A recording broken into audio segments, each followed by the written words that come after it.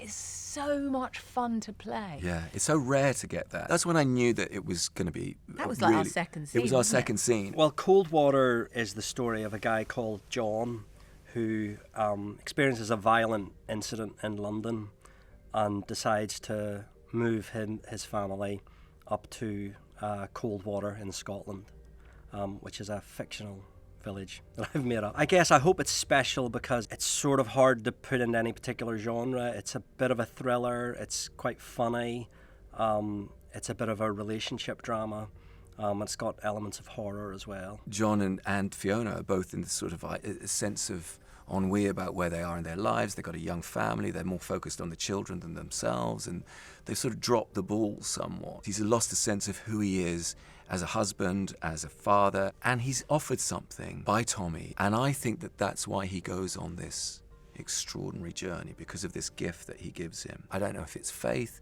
if it's a sense of peace for the first time in a long time, a sense of belonging. And I think that there's all of these themes. It's such a smorgasbord of sort of ideas and masculinity, about a sense of identity, a sense of community. What does that look like nowadays? Belonging. And to be needed, actually. To be needed in your own marriage, in your own and your friendship groups, in your own society. Yeah. And all of that's under the microscope, I think. What drew me to the project straight away was just the absolute ambitious script that was in front of me. It was the cheekiness of it and the authenticity of it. You don't have a lot to go on in this kind of industry. It's always about the writing. I'm learning to trust more and more my instinct, and my instinct was from the first episode, this is something you have to be a part of. Well, you read it before I did, the script, but the first time I read it, Andy had actually called me up and asked me if I would play his wife in the series. So I took it seriously. And I knew that David Ireland was a really exciting playwright. I do a lot of theatre, so I was very excited at the prospect of a playwright doing screen. I literally read 4 or 5 pages and I knew it was exciting. I felt that the dialogue sang. It didn't feel expositional. I didn't know where it was going. I felt it was rooted in a truth that was really exciting to me. And I knew I wanted to work with Andy as well. So, it was a win-win. I did have a say in the casting. And I think when Andrew Lincoln was mentioned, I thought, well, there's no point even sending it to him. He's never going to do this, he's just finished one of the biggest American shows of all time. He's not going to do this, small Scottish thriller. I said no to it. It's my first reaction. Only because I was quite nervous about the role. But then I kept returning to the script. And then I just thought, there's nothing quite like it. And I too sort of agree that the dialogue was brilliant. I mean, David Ireland is an actor first, then playwright, so he understands the rhythms of language beautifully, and he's funny, and he's unpredictable. And those were all the sort of qualities that I sort of fell in love with. I said it really made me squirm out of recognition. It made me sort of laugh in all the wrong places, and was so surprising with the unpredictability of the characters and the story. And I thought, I have to do this thing. And then it was, if we can get the gang that I think we would love or dream of, indeed, Ewan and of course Eve, but then the rest of the cast came because of David's writing. So we were very, very fortunate. There's something very exciting about reading something that sort of makes you gasp in discomfort and laugh at the same time. And I think David's writing does that. He's unflinching and he's fearless. He sort of tickles you while pushing you off the ledge. That's sort of what he does. Well, I come from theatre, which is a very different experience writing a play where you finish the play and then they do it. It can usually be months after you finish, but it was a very strange, unnerving experience to be writing something as they were filming and writing something and then they're filming it the next morning. I was writing the last 2 episodes as it was ongoing. That was a little bit terrifying. I can understand why people have breakdowns and heart attacks when they're writing for television. Were there any scenes that you were dreading to film from the very beginning? Yes. There's a shower scene on page 4 where I have to... That's when I said yes.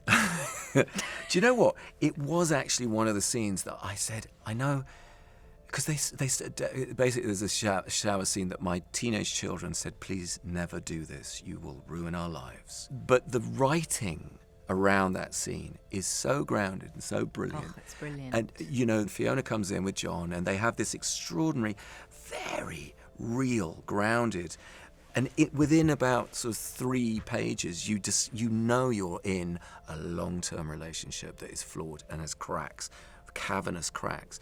And I thought I hadn't read writing like that for a long, long time. And they said, you don't have to do that scene. And I said, he has to be. He has to have all of these he needs to be cuckolded, he needs to be taken apart, he needs to be emasculated in all of these different ways in order to find him at his source of nadir. So it was a vital scene.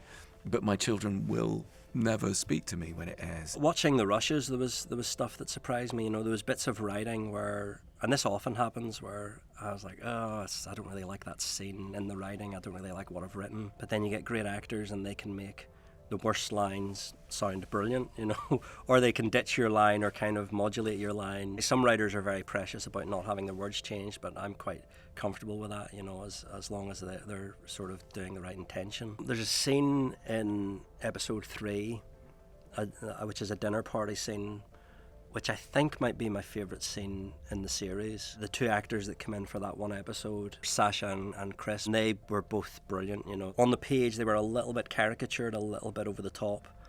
They managed to make them, you know, very funny and very realistic at the same time, and the 2 of them did a terrific job. Often when you're doing a series or a film production or a play, or, you know, there'll be certain scenes that you feel like, oh yeah, I'm really looking forward to this scene,